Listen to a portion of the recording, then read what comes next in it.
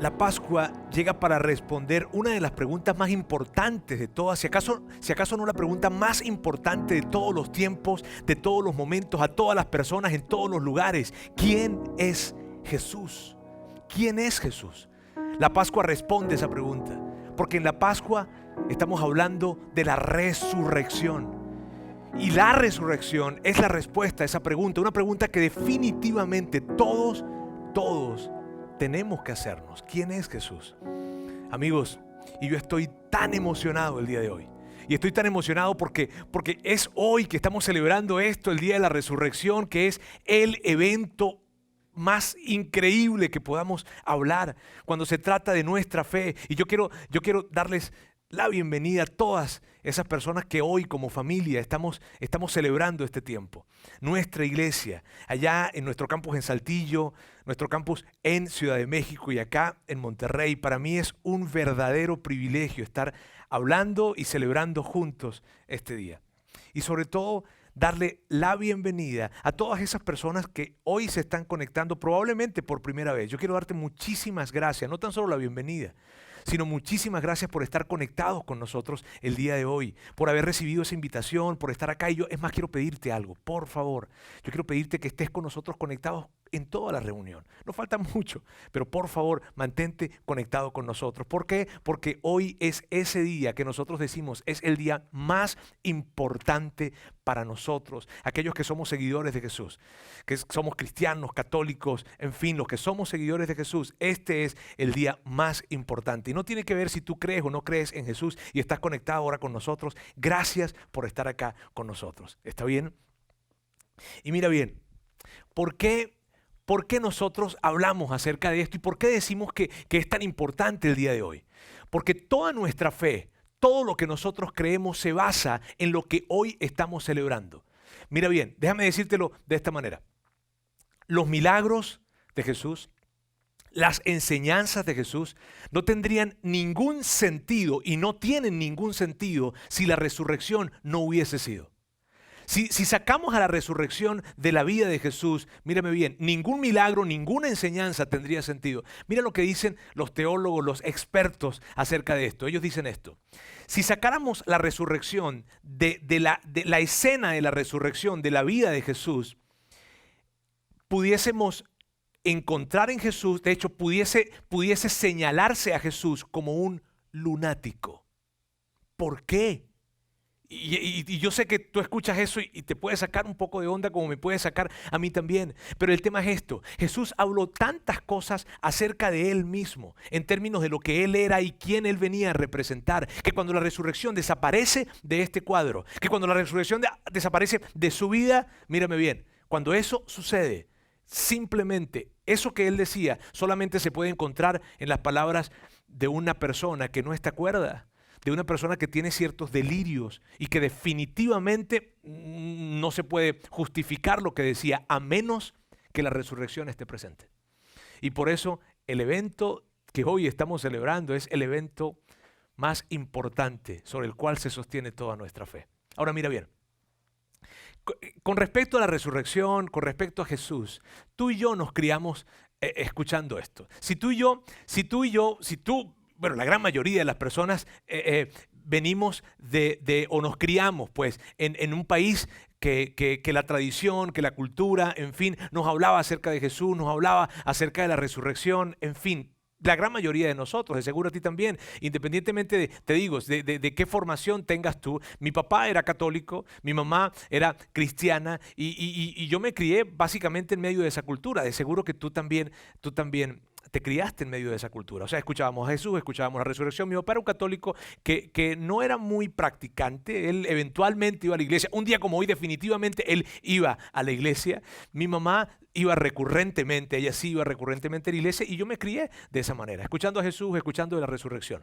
Y cuando llegó esa edad en que me empezaron a preguntar, a ver Roberto, ¿pero tú crees en Jesús, crees en la resurrección? Y yo, pues sí, yo creo, pero me preguntaban por qué. Allí era donde yo daba esas respuestas muy profundas. ¿Por qué crees? Porque sí.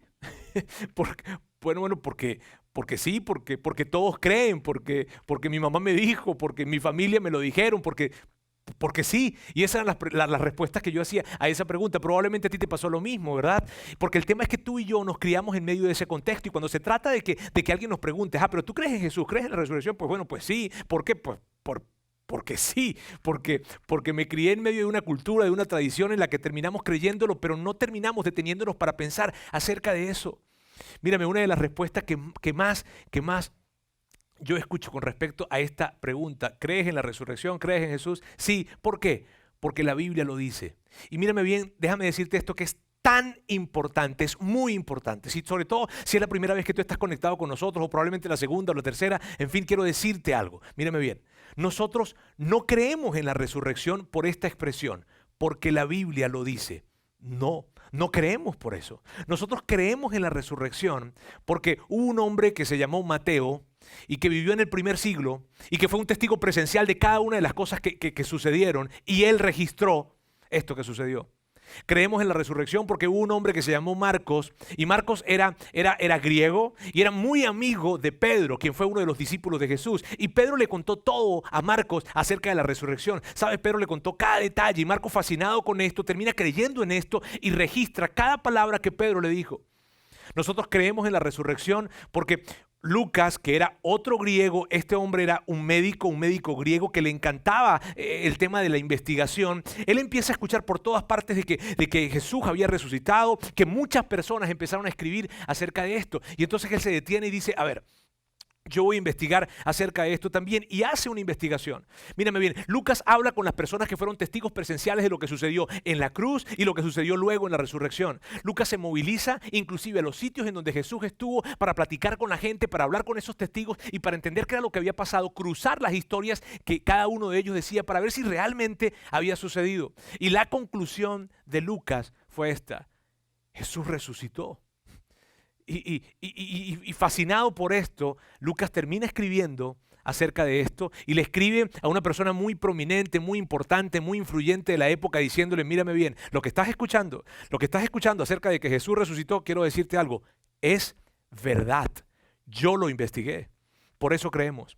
Nosotros creemos, mírame bien, nosotros creemos en que Jesús resucitó, creemos en la resurrección, porque Pablo, quien fue uno de los más firmes opositores de los cristianos, perseguidor de ellos, que los buscaba para encarcelarlos, que los buscaba para torturarlos, inclusive para ejecutarlos, Pablo. Y lo hacía no porque era malo, sino lo hacía porque él creía en Dios, y todo lo que se decía, la idea de que Jesús fuera el Hijo de Dios, era muy ofensivo para lo que él había creído durante toda su vida y lo que le habían enseñado. Entonces, cuando escuchaba esto de que Jesús era el Hijo de Dios, el Mesías esperado, les resultaba tan ofensivo que dijo, claro que no, y empieza a perseguir a los cristianos, pero luego termina entonces siendo el principal promotor de la fe cristiana. ¿Por qué? O sea, ¿qué hace que alguien que era el más firme opositor se termina convirtiendo en el principal promotor? ¿Qué es lo que hace? Que él vio a Jesús resucitado. Porque resucitó fue que sucedió esto. Y este hombre empieza a escribir cartas y cartas por muchos lugares. Hoy en día las tenemos documentadas. Nosotros creemos en la resurrección porque Santiago, el hermano de Jesús, y esta es una de las pruebas más contundentes, porque Santiago, el hermano de Jesús, cree en que Jesús es el Mesías. ¿Y por qué te digo que es una de las pruebas más contundentes? Porque si tú tienes hermanos, ¿qué tendría que hacer tu hermano para convencerte de que Él es el Hijo de Dios? Mírame, yo le he preguntado a mi hija que mi amor, ¿qué tiene que hacer tu hermano para que tú creas que Él es el Hijo de Dios? No te puedo poner las caras que me pone mi hija porque no puedo, está bien. Pero el punto es este, claro que sí. Cuando Santiago, antes de la resurrección, Santiago no creía en Jesús como Mesías ni como Señor. Pero ¿qué fue lo que hizo que Santiago terminara llamando a su hermano Señor, mi Dios? ¿Qué fue lo que hizo? La resurrección. Por eso creemos en la resurrección. Nosotros creemos en la resurrección por esto. Porque hubo un grupo de personas que fueron testigos presenciales y entonces documentaron esto. ¿Y sabes qué es lo increíble de todo esto? Bueno, y puede que tú digas, a ver, Roberto, pero todo lo que tú me estás diciendo está en la Biblia. Sí, está en la Biblia. Hoy en día lo vemos así, pero en ese tiempo no lo veíamos así. Porque en ese tiempo la Biblia no existía. ¿Sabes? Cuando la gente empieza a creer en la resurrección y cuando la gente empieza a creer en que Jesús fue el Mesías y era el Mesías definitivamente, ¿sabes? La Biblia no existía. Lo que existía eran esos relatos que Mateo había escrito, que había escrito Marcos, que había escrito Lucas, que había escrito Pablo, Santiago, Juan. Esos relatos eran los que existían, pero la Biblia no existía como tal. Lo que sucedió fue que luego alguien empezó y varias personas empezaron a recopilar cada uno de estos escritos y los compilaron con una especie de archivo. Y ese archivo luego eventualmente terminó llamándose la Biblia. Y más o menos esto fue como en el 350, en el año 350 después de Cristo. Entonces imagínate, antes de que la Biblia existiera, o sea, antes del año 350, claro que la gente ya creía en la resurrección, claro que la gente ya creía en Jesús como el Mesías, claro que lo creían. ¿Y por qué lo creían? Porque la Biblia lo decía, no podían creerlo por esto porque la Biblia ni existía. Por eso te digo, nosotros no creemos en la resurrección por esa expresión, porque la Biblia lo dice. Creemos porque hubo testigos presenciales que lo documentaron. ¿Y sabes qué es increíble de esto? Que la resurrección, los que escriben acerca de la resurrección, no creían en la resurrección. Y esto es lo que hace aún más veraz la historia. Que los que terminan escribiendo, todas estas personas que te digo, ninguno de ellos creía en la resurrección, porque ninguno de ellos estuvo ese día en que Jesús anticipó y dijo, voy a morir, pero al tercer día voy a resucitar. Ninguno de ellos estuvo allí en la cueva, tú sabes, al frente de la cueva, esperando de que fuera a resucitar. Y 9, 8, 7, ninguno de ellos estuvo allí. ¿Por qué? Porque ninguno de ellos creyó que Jesús iba a resucitar. Pero ellos terminan escribiendo acerca de la resurrección. ¿Por qué? Porque lo vieron y para su gran e increíble sorpresa terminaron entendiendo que Jesús era el Mesías, el Hijo de Dios, el Salvador del mundo. Esto es increíble. Y mira bien, Juan escribe acerca de esto y es emocionante leer cómo Juan escribe acerca de la historia. Juan habla acerca de que el ministerio de Jesús aquí iba avanzando, pero hubo algo que sucedió que vino para hacer que el ministerio de Jesús explotara por completo. Y fue algo que sucedió en una ciudad o una comunidad realmente pequeña que estaba cerca de Jerusalén, a unos cuantos kilómetros, se llamaba Betania. Allí había un hombre que era bien conocido en esa comunidad, también inclusive conocido en Jerusalén, se llamaba Lázaro. Y Lázaro había muerto, de hecho llevaba días muerto. Y de repente llegó Jesús y cuando llega Jesús resucitó a Lázaro. La gente se volvió loca, literalmente. Me refiero, la gente fue una locura completa, porque ellos, gente que había asistido a la sepultura, al funeral de Lázaro, de repente ahora están viendo a Lázaro resucitado. De hecho, gente que estaba allí alrededor vio cómo él manda a correr la piedra, le dice a Lázaro que salga, Lázaro sale y la gente se vuelve loca y empiezan a decir, ¿quién más puede hacer algo como esto? O sea, ¿quién? El Hijo de Dios. Solamente alguien como el Hijo de Dios pudiese hacer algo como esto. La voz empezó a correr por muchísimos lugares y lo que sucedió fue que muchísima gente, demasiada gente, empieza a creer que Jesús es el Mesías. Eso obviamente llega a los oídos de los líderes religiosos, a los líderes judíos, y eso los enojó muchísimo. Fue un gran enojo que ellos tuvieron cuando se enteran de que tanta gente, y ni siquiera se enteran, veían de que muchísima gente estaba haciendo su vida buscando ser seguidores de Jesús y creyendo en Él. Entonces ellos hacen un plan, y ese plan que hacen tuvo que ver. Perdón, hay mosquitos acá, está bien, estamos al aire libre acá. Ahora mire bien, fíjense, ese plan que ellos trazan fue el poder capturar a Jesús para luego presentarlo ante las autoridades romanas y que él fuese condenado. Parte del plan fue reclutar a Judas para que Judas pudiese decirles dónde pudiesen ubicar a Jesús, que no estuviera con tanta gente y entonces ellos poder apresarlo. Y eso fue parte del plan que ellos tenían. Total de que Jesús tiene esa última cena con sus discípulos, una cena que fue increíble, una cena que fue cargada de emociones. Jesús hablaron muchas cosas, cosas que inclusive ellos no terminaban de entender en ese momento, pero fue una cena, te digo, cargada de muchas emociones por lo que significaba. Era la última cena con sus discípulos, con sus amigos. Una cena en que inclusive se develaba quién le iba a traicionar también. Fue una cena increíble. Ahora, esa misma noche, Jesús se fue hacia el jardín de Getsemaní, allí abajo, o justo al lado del Monte de los Olivos. Y es esa escena que muchos recordamos, en donde Jesús llega y se postra totalmente en el suelo, diciendo o hablando con su Padre, diciéndole la agonía que él sentía. Y en medio de eso, él luego salen un poco y llegan los guardias del templo judío y llegan los soldados romanos y todos ellos venían con Judas y en ese momento Jesús es apresado. Juan describe que llevaron a Jesús hacia la casa del sumo sacerdote. Allí, eso fue más o menos a la medianoche aproximadamente, y en medio de esa situación a Jesús le hacen un juicio. El juicio más ilegal que haya existido en toda la humanidad. Ese se lo hicieron a Jesús ese día. Le escupían, le golpeaban, lo maltrataban. Y en medio de todo eso, ellos toman a Jesús y lo llevan rápidamente a la casa del gobernador o al lugar donde estaba el gobernador, que era Pilato, para decirle que tenía que crucificarlo. Pilato sale confundido, ¿qué onda? ¿Qué pasa con esta gente? Y le dicen, tienes que crucificarlo. Y le dice, ¿por qué tengo que crucificarlo? Toman a Jesús, Pilato toma a Jesús, habla con él, le hace como una especie de entrevista, de conversación con él para entender por qué lo estaban acusando, por qué querían que lo mataran. Y luego sale y le dice a todos los judíos, hey señores, yo no veo nada porque haya que matar a Jesús, claro que no. Y entonces ellos le dicen, claro que sí, tienes que matarlo porque él se está diciendo, él se dice que es el Hijo de Dios y eso es sumamente ofensivo para nosotros. Total de que Pilato, al ver todo lo que estaba sucediendo, toma a Jesús y dice, voy a tranquilizar a esta gente, o con la idea de tranquilizarlos, y envía a Jesús para que los soldados le diesen de latigazos a Jesús. Solo que los soldados no tan solo le dieron latigazos a Jesús, sino que hicieron una corona de espinas y se la colocaron en su cabeza para torturarle y para burlarse de él. Y luego Pilato toma a Jesús, los presenta a los judíos y le dice, mira, aquí está, ya lo castigué. Ya está, déjenlo tranquilo. Y los judíos no estaban contentos porque ellos no querían que le golpearan, ellos querían que le crucificaran. No lo queremos vivo, lo queremos muerto.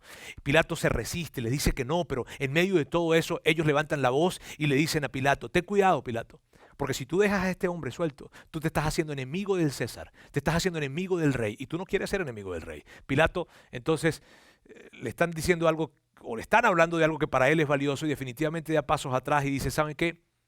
Llévense a Jesús. Hagan con él lo que ustedes quieran. Y entonces Juan relata que tomaron a Jesús y Jesús cargó su propia cruz hasta un lugar llamado la Calavera o el Gólgota y allí fue crucificado junto con dos hombres. Juan relata cada detalle de estos. Y luego él habla de esas cosas que Jesús dijo en la cruz. Inclusive da un detalle, ese detalle, un detalle que viene es un detalle curioso. Porque Juan dice, el momento en que Jesús le dice, Juan, cuida a mi mamá. Porque eso fue lo que le dijo, cuida a mi mamá. Mujer, he aquí tu hijo, hijo, he aquí tu madre. Y en ese momento Juan entendía lo que estaba sucediendo. Inclusive él estaba registrando todo esto. Juan documentó el preciso momento en el que Jesús murió. Y yo quiero que lo veamos juntos. Mira bien, vamos a verlo. Está obviamente en esa carta que Juan escribe. En ese Evangelio de Juan capítulo 19 y allí está, dice así. Al probar Jesús el vinagre, porque Jesús había pedido agua, pero parte de la agonía que esta gente quería imprimir en Jesús, en vez de darle agua le dan vinagre. Dice, al probar Jesús el vinagre dijo, todo se ha cumplido. Luego inclinó la cabeza y entregó el Espíritu. En ese momento Juan entendió, todos allí vieron cómo Jesús murió. Pero unos versículos más adelante, Juan escribe algo sumamente importante. Mira bien. El que lo vio, refiriéndose a él mismo. Juan está escribiendo esto y refiriéndose a él mismo, él dice, el que lo vio ha dado testimonio de ello y su testimonio es verídico, porque lo que está diciendo Juan es esto, miren bien, nadie me lo contó, yo estuve allí, yo vi la agonía que Jesús sufrió en la cruz, de hecho fui el único de los discípulos que estuvo allí y miren bien, yo vi también la agonía y el sufrimiento que María, su madre, tenía al verle sufrir. Él está diciendo, yo fui un testigo de esto, yo fui el testigo de esto. Un testigo que pudo ver de cerca cada detalle. Pero luego dice esto, dice, él sabe, refiriéndose a él mismo, él sabe que dice la verdad para que también ustedes crean. Amigos, esto es como que si Juan llegara y nos tomara a nosotros de los hombros y nos mirara a la cara y nos dijera, mira bien, yo sé que tú no estuviste allí, yo sé que tú no lo viste, pero yo sí lo vi y te puedo decir algo, esto sucedió. Y puede que cuando tú estés escuchando esto, tú digas, bueno, y te estuvieras a Juan allí diciéndole, sí Juan, te creo lo que me estás diciendo, porque lo que me estás diciendo hasta ahora tiene que ver con un rabí que estuvo, que dijo un conjunto de cosas y que la gente estaba súper enojada con él y entonces lo crucificaron y murió. Pero Juan te diría, no, no, no, espérate un momento. No, no se trata, no se trata, o sea, esa es parte de la historia, pero lo más importante es lo que viene, es lo que sigue, lo que te digo que definitivamente sucedió, lo que acabo de contarte, pero lo que viene es lo más importante y esto es lo que escribe Juan. Juan dice, después de esto, José de Arimatea, quien era un judío que pertenecía al concilio judío y era un seguidor de Jesús en secreto por temor a lo que le fueran a hacer en el concilio, después de esto, José de Arimatea le pidió a Pilato el cuerpo de Jesús. Con el permiso de Pilato, fue y retiró el cuerpo. Y tenía que pedir permiso porque no se podían enterrar o sepultar los cuerpos de personas que habían sido crucificadas. Por eso, de hecho, se cree que José de Arimatea probablemente sobornó a Pilato o a alguno de los soldados romanos que tenían el cuerpo. Luego dice, también Nicodemo, que también era una persona que pertenecía al concilio judío, él, que también era un seguidor de Jesús, está bien, secreto, ok, por temor les comento, dice, el que antes, también Nicodemo, el que antes había visitado a Jesús de noche, llegó con unos 34 kilos de una mezcla de mirra y aloe. ¿Para qué? Para embalsamar el cuerpo de Jesús, porque había muerto. Ambos tomaron el cuerpo de Jesús y conforme a la costumbre judía de dar sepultura, lo envolvieron en vendas con las especias aromáticas. Y mira bien, me parece, hay detalles en este relato que son muy interesantes. Juan dice esto, Juan piensa, más adelante habrá personas que estén leyendo este relato y ellos no sabrán de esto, de nuestras costumbres judías. Por eso él especifica y dice, según las costumbres judías, entendiendo que más adelante habría personas como tú y como yo de otras culturas que estaríamos leyendo esto. Luego dice, en el lugar donde crucificaron a Jesús había un huerto y en el huerto un sepulcro nuevo, o sea, una cueva, en el que todavía no se había sepultado a nadie. Como era el día judío de la preparación y el sepulcro estaba cerca, pusieron allí a Jesús. Ahora mira bien, al entender que era el día de la preparación, lo que queda claro para nosotros es que fue un día antes del sábado. El día de la preparación implicaba que era un día para prepararse para el sábado, que era el día de descanso. Entendemos que Jesús murió como eso de las 3 de la tarde aproximadamente, toman el cuerpo, lo llevan a este lugar, lo preparan, lo colocan, pero tienen que hacerlo muy rápido. De hecho, es la manera en la que Juan nos quiere decir de que hicieron las cosas muy, muy rápido. ¿Por qué? Porque estaba anocheciendo y si el sol llegaba a ocultarse, y ellos estaban haciendo esto, pues estaban mal porque según la ley judía no podían estar haciendo ningún tipo de esas cosas en el momento en que llegara el día de descanso. Total, de que lo colocaron en esta cueva, en este sepulcro. Mira, esa noche tuvo que haber sido una de las peores noches para los discípulos. Una noche llena de emociones, llena de emociones, porque primero miedo al pensar de que probablemente ellos iban a correr la misma suerte que su maestro. Una noche llena de emociones como una gran frustración, porque ellos pasaron 3 años creyendo que Jesús era el Mesías, que Jesús era el Cristo, que Jesús era el Salvador del mundo y de repente su Señor, su Salvador, su Mesías murió. Una noche llena de emociones de dolor también, porque Jesús se había convertido para ellos en alguien a quien ellos amaban. Total de que no sabemos realmente qué pasó, no sabemos qué conversaciones se tuvieron porque no están registradas, ni el viernes en la noche, ni el sábado tampoco, pero el domingo en la mañana sí sucedió algo. El domingo en la mañana llegó alguien en donde estaba Juan y donde estaba Pedro y llegó golpeando la puerta, golpeó fuerte la puerta.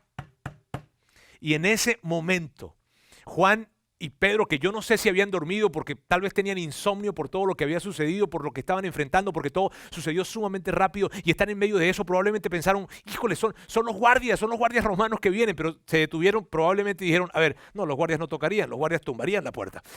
y en medio de eso, total, Juan sale y va a abrir la puerta.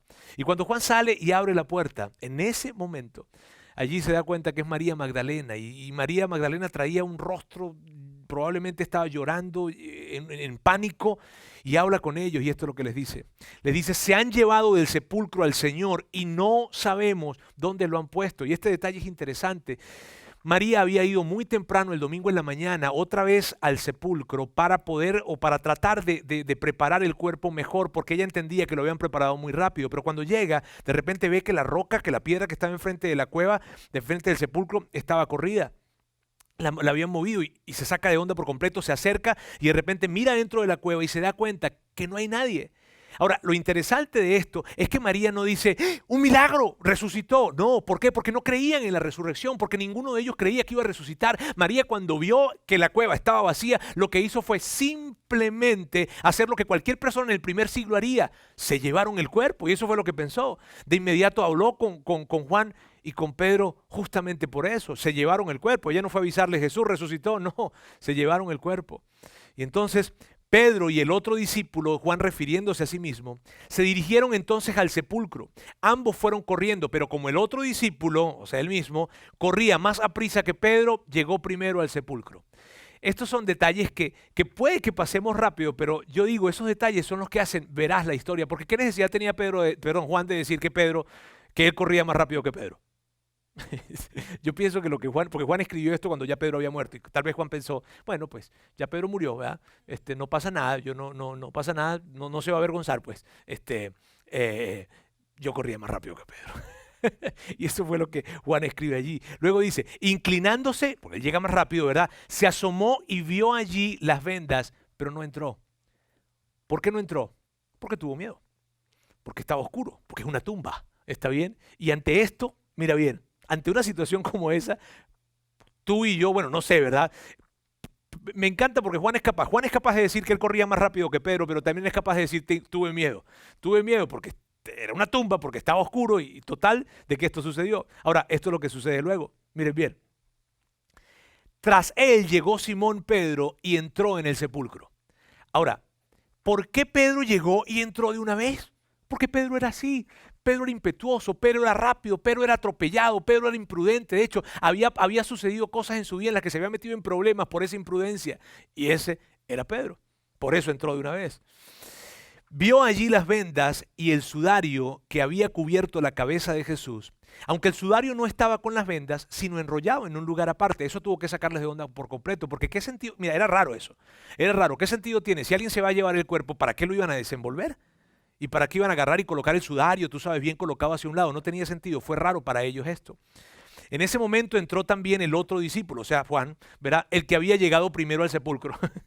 Yo veo, Pedro tiene la necesidad de que sepan, yo llegué primero, yo fui el que llegué primero.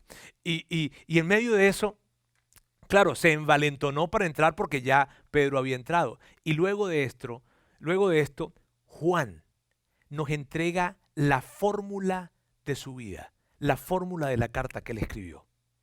Esto es lo que dice. Y vio y creyó.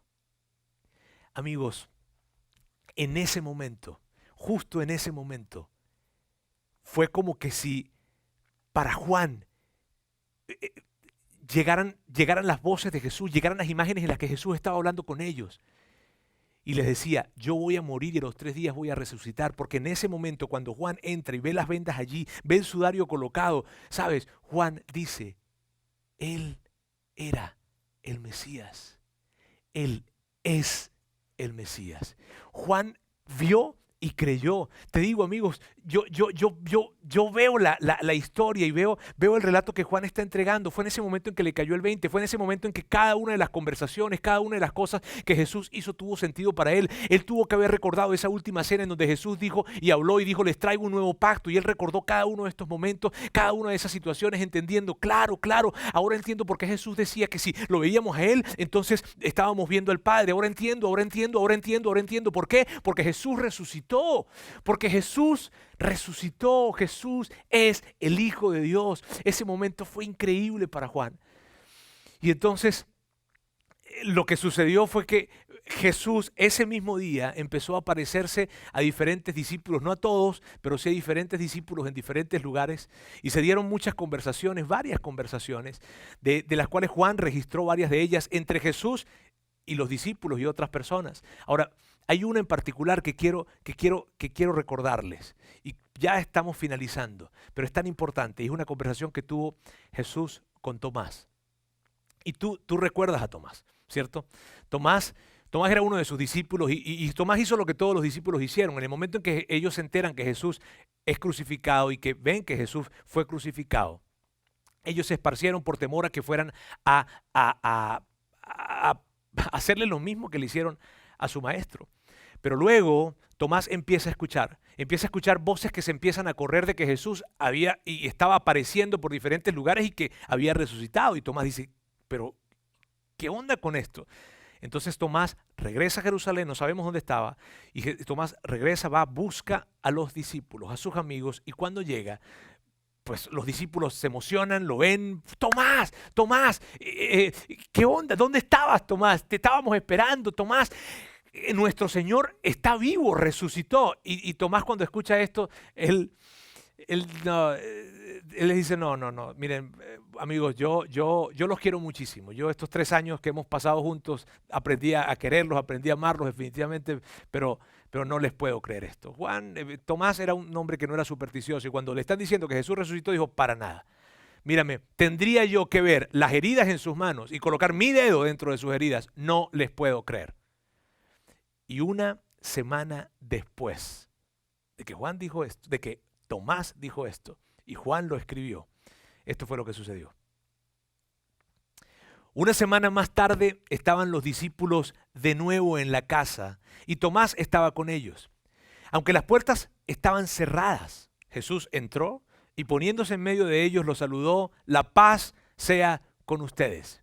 Estos detalles que Juan escribe, yo me imagino, Juan escribió esto cuando ya estaba anciano, le estaba recordando todas estas cosas. Y yo imagino que Juan estaba escribiendo esto y estaba diciendo, a ver, recuerdo que la puerta estaba cerrada. Y de una manera increíble, Jesús apareció allí en medio. Y luego dice, entonces le dijo a Tomás, pon tu dedo aquí y mira mis manos. Mete tu mano en la herida de mi costado. Y era la forma en la que Jesús le estaba diciendo a Tomás, Tomás, soy yo. Soy yo. Ya no seas incrédulo, cree. Jesús le dice a Tomás, Tomás, deja de no creer y empieza a creer. Mi Señor y mi Dios, exclamó Tomás. Cuando Tomás tiene enfrente a Jesús, extendiendo sus manos, sus heridas, diciéndole, coloca el dedo acá. Tomás se quedó sin palabras y lo único que pudo decir fue esto, mi Señor, mi Dios. Ahora sí estaba convencido de que Jesús había resucitado y que Él era Dios. En ese momento Jesús le dice a Tomás, Tomás, tú creíste porque viste. Y estoy seguro que Jesús probablemente agarró y le dijo, Tomás, tú creíste porque viste. Y de repente volteó a mirar a los otros discípulos que estaban alrededor y le dijo, y no quiero que le pongan apodos a él. Y no quiero que entonces lo empiecen a llamar a él que no creyó, porque ninguno de ustedes creyó sin antes ver. Ninguno de los discípulos creyó sin antes ver. Y luego de que Jesús dice esto, dice algo que te incluye a ti y me incluye a mí. Y que es espectacular. Esto fue lo que dijo. Dichosos los que no han visto y sin embargo creen. Jesús lo que estaba haciendo en este momento, amigos, era esto. Él les estaba diciendo a ellos esto. Amigos, mis queridos amigos, van a venir generaciones. El día de mañana van a llegar generaciones. Generaciones que no van a poder verme como ustedes me han visto, sino que simplemente se van a enterar de todo esto, de lo que pasó y todo esto que sucedió, porque ustedes van a escribir todo lo que pasó. Y ellos no tendrán la oportunidad de verme como ustedes me están viendo. Pero si ellos creen, ellos serán bendecidos, ellos serán dichosos, ellos serán bienaventurados. Y en ese momento Jesús estaba hablando de ti y de mí. Generaciones que no pudimos verlo, pero que pudimos leer lo que sucedió, porque quienes lo vieron, sí lo escribieron. Amigos, la resurrección, todo esto, cuando tú ves cada una de las biografías de Jesús, no se escribieron para que la gente supiese, mira qué increíbles enseñanzas tiene Jesús, o mira los increíbles y espectaculares milagros que Jesús ha hecho. No fue para eso, para nada fue para eso. ¿Sabes para qué se escribió cada una de las cosas que Jesús hizo? Para decirnos esto: Jesús resucitó, Jesús es el Mesías, Jesús es el Salvador del mundo. La resurrección es la mayor invitación que puede existir. ¿Para qué? Para creer. Esa es la resurrección. La resurrección, lo que hoy estamos celebrando, es una invitación para creer. Y mírame bien, si tú eres una persona que tú no crees en Jesús y tienes muchas dudas no sé, tienes dudas con respecto a esto, quiero que sepas algo. La resurrección, el día de hoy, es una invitación para que tú puedas creer. No es una obligación el creer, pero sí es una invitación para que puedas creer. Y si tú estás conectado con nosotros y tú sí crees en Jesús, tú eres cristiano, eres católico, no sé, pero tú sí crees en Jesús y crees en la resurrección, esto que acabamos de ver hoy simplemente se convierte en la posibilidad de que tú creas, pero no porque tu familia cree o porque la cultura te lo dijo o porque la tradición de tu país, de nuestro país, nos dice que Jesús resucitó. No, y ni siquiera porque la Biblia lo dice, sino porque tú puedes entender que hubo hombres, testigos presenciales de esto, que Jesús murió y resucitó y lo dejaron documentado, y 2000 años después de que esto sucedió, eso todavía se mantiene y podemos leerlo y entonces darnos cuenta que Jesús resucitó. Amigos, ¿qué significa esto el día de hoy en términos prácticos? ¿Qué significa esto? Esto es lo que significa, en medio de un tiempo como el que estamos viviendo, lo que significa es que tú y yo vamos a poder atravesar este tiempo en el que estamos viviendo, porque Jesús nos entregará de sus fuerzas, porque Jesús nos entregará de su compañía, y vamos a salir de esto con su fuerza y con su compañía. Y si tal vez tú me preguntaras a mí, Roberto, ¿y por qué estás tan seguro de esto? Porque Él resucitó.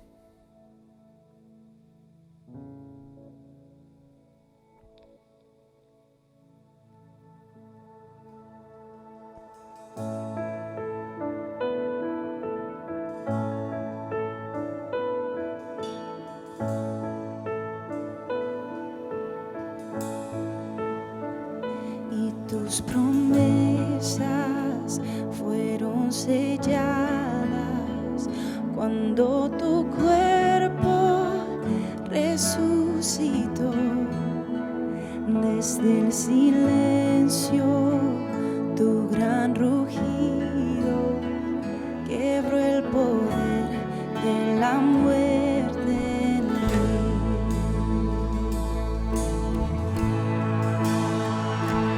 Tus promesas fueron selladas cuando tu cuerpo resucitó. Desde el silencio tu gran rugido quebró el poder de la muerte en mí. La victoria está en ti. Oh Dios, oh aleluya, sea el que me libertó. Aleluya, de la muerte me arrancó, las cadenas quebrantó. En su nombre hay salvación, mi esperanza está en Jesús. Oh aleluya, sea el que me libertó. Aleluya, de la muerte me arrancó, las cadenas quebrantó. En su nombre hay salvación, mi esperanza está en Jesús. Mi esperanza está en Jesús.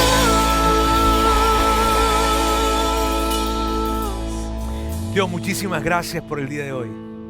Gracias por lo que hoy estamos celebrando. Gracias por atreverte a encarar no tan solo la muerte, sino cargar con el pecado de toda la humanidad, de ser capaz de exponerte al sentirte desconectado de tu Padre por primera vez. Gracias, Jesús, por cada